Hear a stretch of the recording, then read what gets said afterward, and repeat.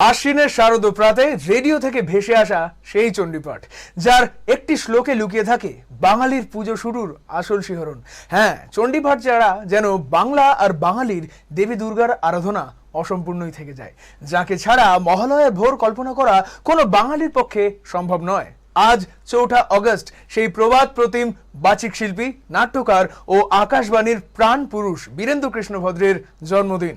আজকের এই বিশেষ রিলটিতে আমরা জেনে নেব কিভাবে তৈরি হয়েছিল মহিষাসুরমর্দিনী, তার ইতিহাস আর কেমন ছিল এই মানুষটির লড়াই। ভিডিওটি লাইক এবং শেয়ার করতে কিন্তু ভুলবেন না। শৈশব ও প্রখর মেধার গল্প। বীরেন্দ্র কৃষ্ণ ভদ্র, যিনি ছিলেন সেই চণ্ডীপাঠের সেই প্রাণ পুরুষ। 1905 সালের এই দিনে উত্তর কলকাতার আহিরিটোলাতে তার জন্ম। বাবা রায় বাহাদুর কালীকৃষ্ণ ভদ্র ছিলেন 14টি ভাষায় পারদর্শী এক অসামান্য ভাষাতত্ত্ববিদ। তবে ছোট বীরেনের পড়াশোনার সবচেয়ে বড় অনুপ্রেরণা ছিলেন তার ঠাকুমা যোগমায়া দেবী। ঠাকুমার কাছেই শৈশবে সংস্কৃত শিক্ষা, শেক্সপিয়ার আর গিরিশচন্দ্রের নাটক শোনা। কিন্তু জানেন কি, আমাদের সবার প্রিয় এই শিল্পীর অঙ্কে একদম মন ছিল না। ম্যাট্রিক পাশ করার দিনই জ্যামিতি, বীজগণিত, পাটিগণিতের সব বই গঙ্গার জলে বিসর্জন দিয়ে তবেই স্বস্তি পেয়েছিলেন তিনি। তবে তার স্মৃতিশক্তি ছিল প্রখর। মাত্র 8 বছর বয়সে প্রথম চণ্ডীপাঠ করে সবাইকে চমকে দেন তিনি। আর একবার প্রাথমিক স্কুলে পড়ার সময় মাত্র 3-4 দিনে 40 পাতার বীরঙ্গনা কাব্য মুখস্থ করে আবৃত্তি প্রতিযোগিতায় প্রথম পুরস্কার জিতে নেন। বেতারের চিরসখা ও মহিষাসুরমর্দিনী তিনি।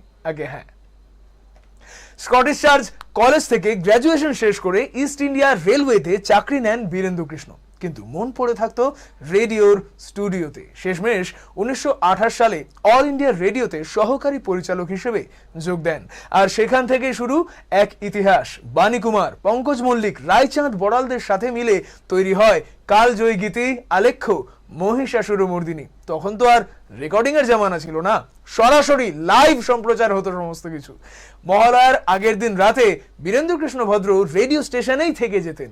ভোরে অনুষ্ঠান শুরুর আগে তিনি স্নান করে খাঁটি গরদের ধুতি পাঞ্জাবি পরে পরম ভক্তিতে চণ্ডীপাঠে বসতেন। কিন্তু জানেন কি, এই সুরেলা চণ্ডীপাঠ কিভাবে শুরু হয়?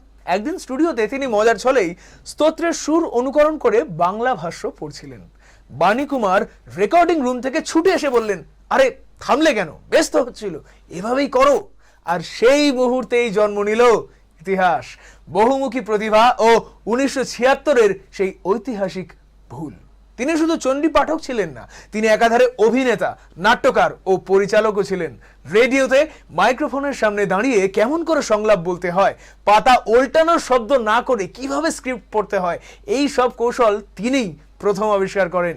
বেতার জগৎ পত্রিকার প্রতি তার টান ছিল অসম্ভব। কাগজটি বন্ধ হওয়ার মুখে এলে কনকনে শীতের কলকাতার রাস্তায় দাঁড়িয়ে তিনি নিজে এই পত্রিকা বিক্রি করেছিলেন।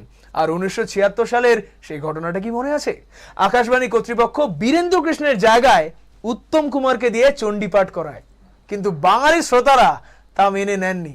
তীব্র প্রতিবাদ আর বেতার অফিস ভাঙচুরের পর সেই বছরই ষষ্ঠীর দিন আবার বীরেন্দ্র কৃষ্ণের কণ্ঠেই মহিষাসুরমর্দিনী সম্প্রচার করতে বাধ্য হয় কর্তৃপক্ষ। জীবনের শেষ ভাগে এই প্রবাদ প্রতিম শিল্পীকে চরম অর্থকষ্ট আর অবহেলা সহ্য করতে হয়েছিল।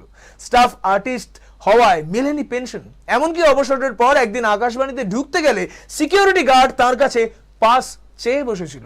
1991 সালের 3 নভেম্বর তিনি পরলোক গমন করেন। তবে আজকের দিনে দাঁড়িয়ে এক দারুণ সুখবর। তার শ্যামবাজারের রামধন মিত্র লেনের ঐতিহ্যবাহী বাসভবনটিকে হেরিটেজ হিসেবে সংরক্ষণের কথা ভাবা হচ্ছে।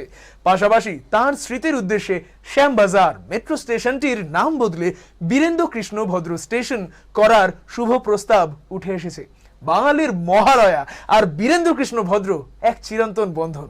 রেডিওর যুগ থেকে আজকের ডিজিটাল ওটিটি যুগ, তার কণ্ঠের জাদু আজও অমলিন।